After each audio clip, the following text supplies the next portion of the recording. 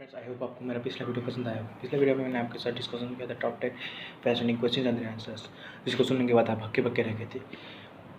तो मैंने वीडियो के एंड के सेशन में मैंने आपको 2 क्वेश्चन पूछे थे। तो पहला क्वेश्चन ये था कि मेक इन इंडिया कॉन्क्लेव के अनुसार डसॉल्ट एविएशन को भारत सरकार ने कितने राफाल जेट्स का ऑर्डर दिया था। तो सही जवाब है 126 जेट्स। आपको लग रहा होगा कि तो 36 जेट्स है। हाँ, 126 जेट्स था, परंतु फिर इसे घटाकर 36 जेट्स कर दिया गया। मैं इसके बारे में इलाबोरेटली डिस्कस करूँगा आपके साथ नेक्स्ट वीडियो में।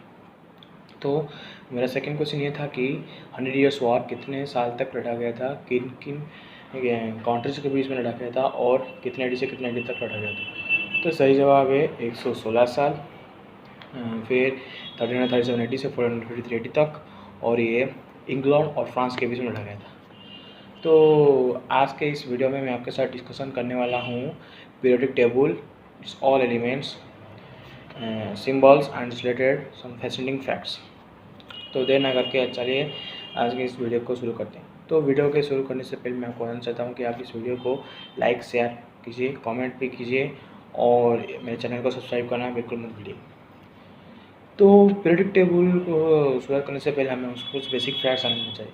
तो पीरियोडिक टेबल में, आज के मॉडर्न पीरियोडिक टेबल में 118 एलिमेंट्स हैं।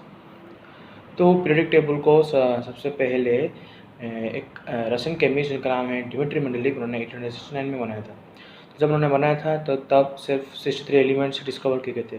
बाद में 55 मोर एलिमेंट्स डिस्कवर करके इस पीरियोडिक टेबल में ऐड किया गया। तो सबसे रिसेंट जो एलिमेंट जिसे अब पीरियोडिक टेबल में ऐड किया गया वो है ऑर्गेनिसॉन, सबसे पहले ओजी, उसे 2017 प्रोबेबली उसे ऐड किया गया था। तो आज का जो मॉडर्न पीरियोडिक टेबल है ये कुछ इस तरह है। Hydrogen, helium, lithium, beryllium, boron, carbon, nitrogen, oxygen, chlorine, neon, sodium, magnesium, aluminium, silicon, phosphorus, sulphur, chlorine, argon, potassium, calcium, scandium, titanium, helium, chromium, manganese, iron, cobalt, nickel, copper, zinc, gallium, germanium, arsenic, selenium, bromine, krypton, rubidium, strontium, yttrium, zirconium, niobium, molybdenum, rubidium, ruthenium, rhodium, palladium, silver, cadmium, indium, tin, then antimony, tellurium, iodine, xenon, cesium, barium, lanthanum, cerium, praseodymium, neodymium, promethium, samarium, beryllium, gadolinium, terbium, dysprosium, holmium, erbium, thulium, ytterbium, then lutetium, hafnium, tantalum, tungsten, rhenium, osmium, iridium, platinum, gold, mercury, then thallium, then lead, piston, polonium, astatine, radon, francium, radium, actinium, thorium, protactinium, uranium, neptunium, plutonium, americium, curium, berkelium, californium, then einsteinium, then fermium, then molybdenum, then nobelium, then lawrencium, then ruthenium, then divinium, then zirconium, then borium, then hassium, then midnium, then amsterdam, then lawrencium, then copernicum, then nihonium, then flerovium, then moscovium, then livermorium, then tennessine and organism। अब उनके symbols के बारे में हम कुछ discussion करते हैं। तो ये कुछ इस तरह है कि हाइड्रोजन का H, हीलियम का H, लिथियम का Li, बेरिलियम का B, बोरॉन का B, कार्बन का C, नाइट्रोजन का N, ऑक्सीजन का O, फ्लोरीन का F, नियन का Ne, देन सोडियम का Na, देन मैग्नीशियम का Mg, एल्यूमिनियम का Al, सिलिकॉन का Si, फॉस्फोरस का P, सल्फर का S, क्लोरीन का Cl, आर्गन का Ar, पोटेशियम का K, कैल्शियम का Cs, स्कैंडियम का Ac, टाइटेनियम का Ti, वैनेडियम का V, क्रोमियम का Cr, मैंगनीज का Mn, देन आयरन का Fe, देन कोबाल्ट का CO, देन निकल का Ni, देन कॉपर का CO, देन जिंक का Zn, देन गैलियम का Ga, जर्मेनियम का Ge, आर्सेनिक का S, सेलेनियम का Ac, ब्रोमीन का Br, क्रिप्टन का Kr, रुबिडियम का Rp, स्ट्रोंटियम का Sr, देन इट्रियम का Y, जिरकोनियम, देन नियोबियम का Nb, देन मोलिब्डेनम का Mo, टाइटेनियम का Dc, देन रुथेनियम का Ru, रोडियम का RH, देन पैलेडियम का Pd, देन सिल्वर का Ag, देन कैडमियम का Cd, इंडियम का Iron, देन टिन का Sn,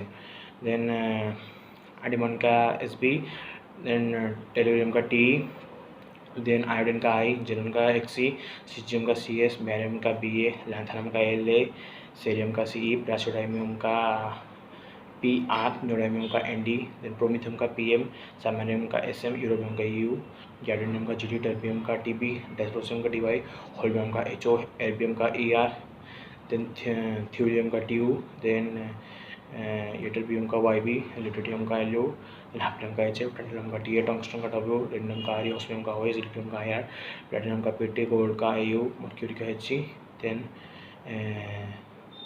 थैलियम का Tl, देन लीड का Pp, बिस्मुथ का Bi, पोलोनियम का Po, आस्टाटाइन का At, देन रेडन का Rn, फ्रांसियम का Fr, देन रेडियम का Ra, देन एक्टिनियम का Ag, देन थोरियम का Th, देन प्रोटाटनियम का Pa, फिर यूरेनियम का U, नेपच्यूनियम का Np, प्लूटोनियम का Pu, देन अमेरिकियम का Am, देन क्यूरियम का Cm, बेरिलियम का Bk, देन कैलिफोर्नियम का Cf, आइंस्टाइनियम का Es, देन फर्मियम का Fm, देन मेंडेलियम का Md, देन नोबेलियम का No, लॉरेंशियम का Lr, रदरफोर्डियम का Rf, देन डिविनियम का Db, सीबोजियम का Sg, देन बोरियम का Bh, हैशियम का Hs, देन मीडियम का Mt और डायमस्ट्राटियम का Ds, देन ऑरेंजियम का Ag, कॉपरनिकम का C, देन एनिहोनियम का Ns, देन फेरोमियम का Fl, देन मस्कोबियम का Mc, ल्यूमिनियम का Lb, टेनेसाइन का Ts और ऑर्गेनिसन का Og। चलो इनके कुछ रिलेटेड फैक्ट्स को हम जान लेते हैं।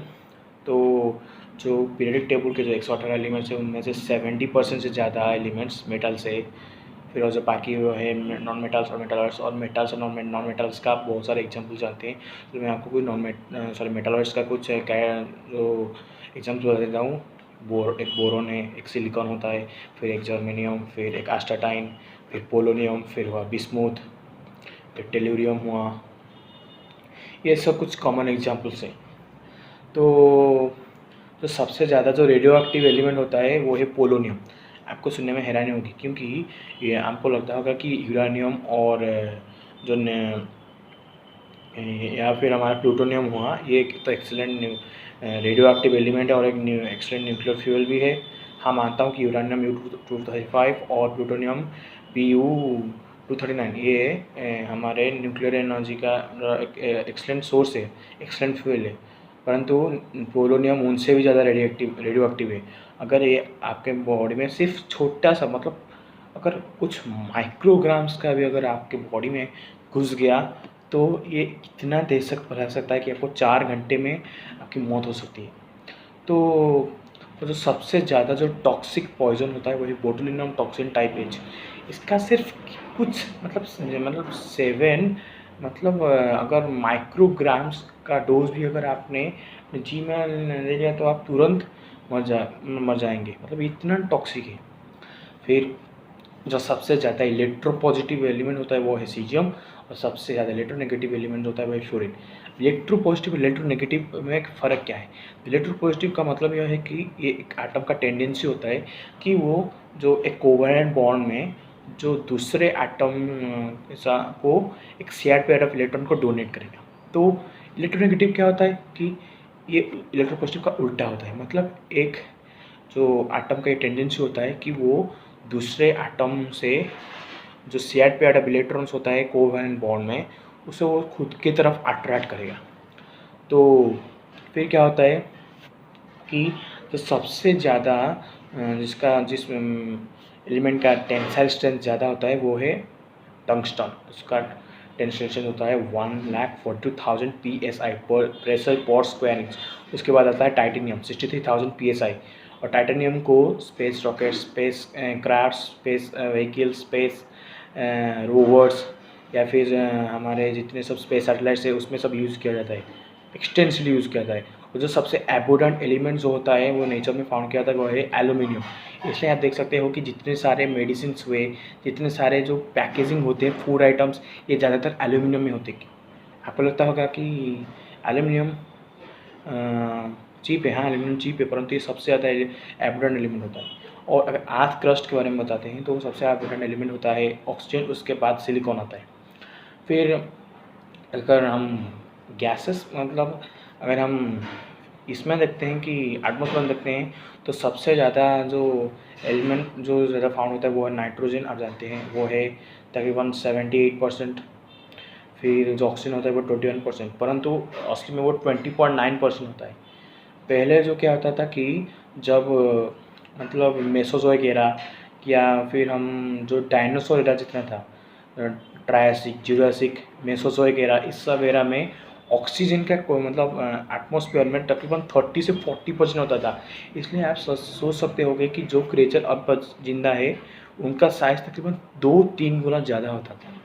फिर परंतु अगर हम यूनिवर्स में देखते हैं तो सबसे ज़्यादा जो गैस जो होता है वो फाउंड करता है वो है हाइड्रोजन 75%, हीलियम He 23%, फिर उसके बाद आता है ऑक्सीजन 1%, इसके जैसे फिर उसके बाद नाइट्रोजन, ये सब ऐसे सब आर्गन, नाइट्रोजन, ये सब गैस सब ऐसे आते ही रहते हैं।